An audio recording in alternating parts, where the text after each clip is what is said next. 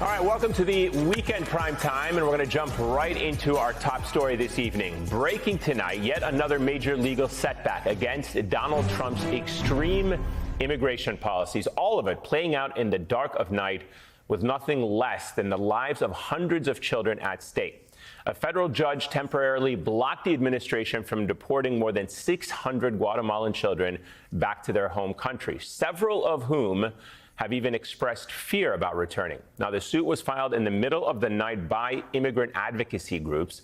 The New York Times reports, quote, in its 25-page complaint, the National Immigration Law Center said that the children had active cases before immigration courts across the country and that their repatriation would violate the law and the Constitution. It also called the government's actions unlawful and reckless.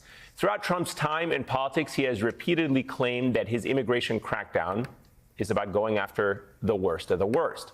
But let me just read you the background of one of the plaintiffs in this case, a 10-year-old indigenous girl identified only by the initials LGML.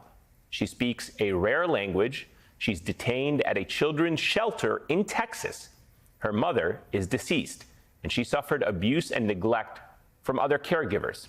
And our government was about to put her on a plane and ship her off to a completely different country.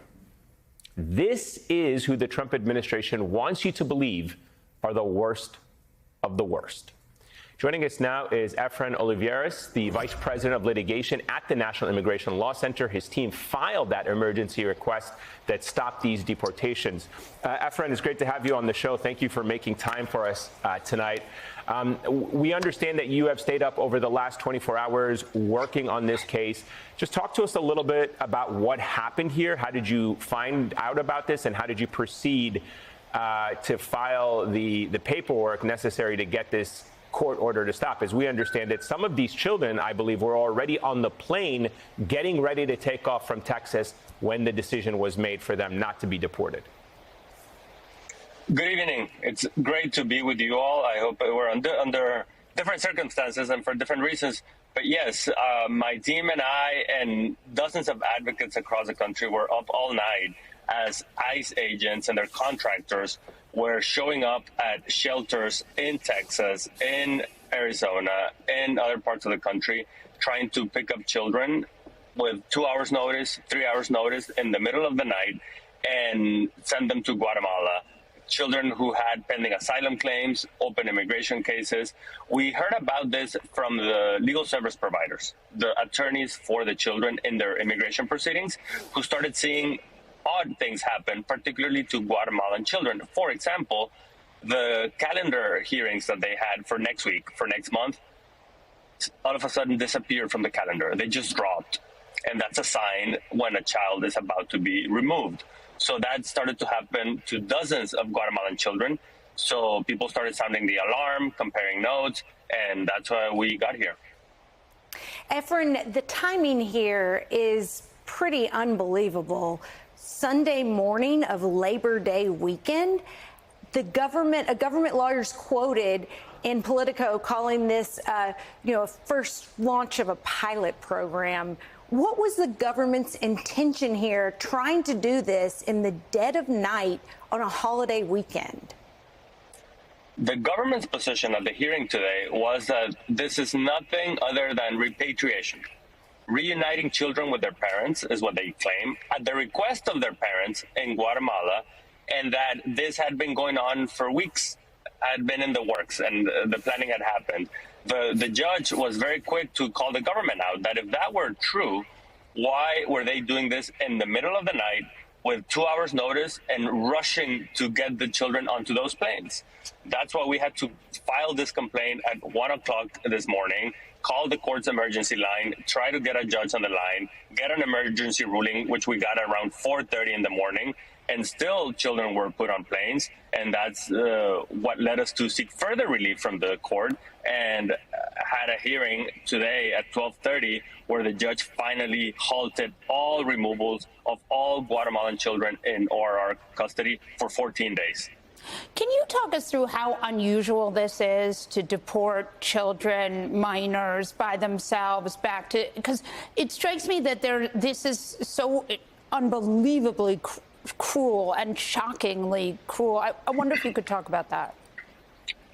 At the opening, Ayman showed a description of our 10-year-old client. There was a 7-year-old client that was being interviewed for this purpose. And we ended up not being able to include that child as a plaintiff because of attention span. We could not get a declaration from them. Right? It's a 7-year-old. I have an 8-year-old child. Those who have children will know a 7-year-old by themselves. They have the opportunity, they should have under the law, the opportunity to present their case in front of an immigration judge and have the immigration judge decide their case. That has been the law with bipartisan support for almost 20 years in the U.S. So to all of a sudden snatch hundreds of children in the middle of the night and put them on planes is just unconscionable. And I am just shocks the conscience. And it just so belies the government's, the administration, I should say, position that they're going after dangerous criminals in our streets. These are children. And what kind of country have we become that the most powerful and rich country in the world is targeting 7-year-olds, orphan 10-year-olds, and preventing them from having the chance to present their case in front of a judge? Yeah, I think it's a question that we're asking ourselves about so many things, about what kind of country we have become when we see stories like this, Efrain. But can you tell us about, or can you shed light about what the status of these children were? I mean, why did the U.S. government feel the need to go after them? And I don't know if you can shed light on their statuses, or at least some of their statuses, but are they trying to make a point of this, that nobody in this country is going to be spared from this kind of cruelty, or are they trying to specifically, in the case of these children who are Guatemalan, do something because there's a connection to the Guatemalan government? Why did they target these children? What can you tell us about the status that they had in this country? As to why they are targeting children, or Guatemalan children in particular, I think it's nothing more than their agenda to deport as many black and brown people from this country.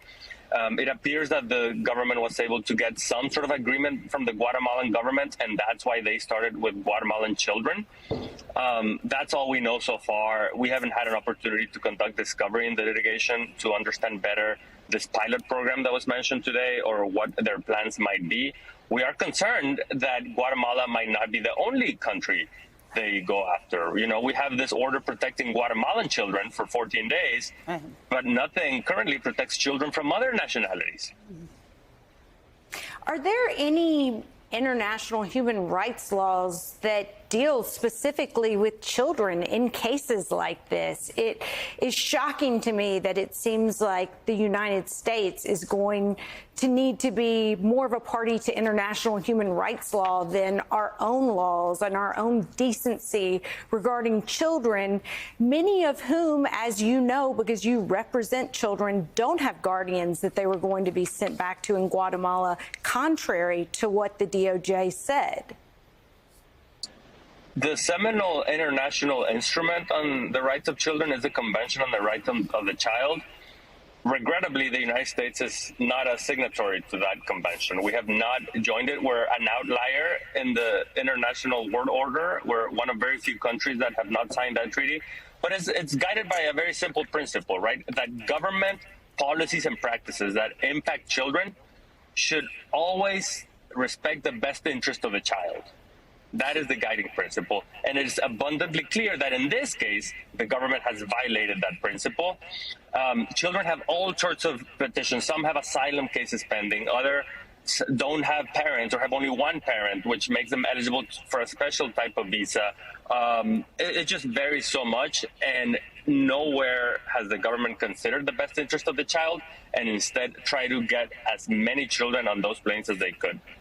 What's next for these kids? They have a 14-day reprieve. What is the sort of legal recourse here? So the very immediate next step is the government has been ordered to provide a report to the court when the children that were on the planes are back at the shelters where they were taken from. That should happen this evening. It should have happened by now, but the report has not been filed by the government. So that is the immediate next step.